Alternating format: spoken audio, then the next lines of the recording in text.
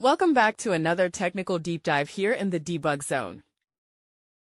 Today, we're tackling a big question and breaking it down with insights from other users. Hopefully, this clears up some misconceptions and helps you get the answer you need. So buckle up, stay a little curious, and let's jump right in.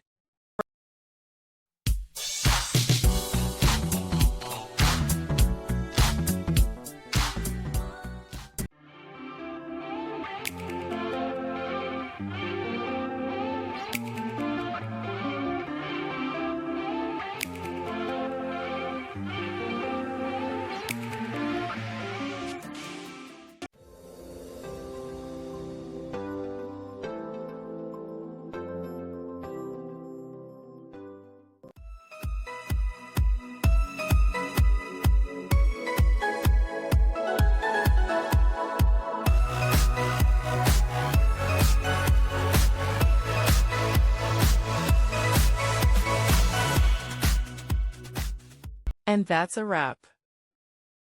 I hope you found the answer you were looking for. If you did, take a second to hit that subscribe button. It really helps out.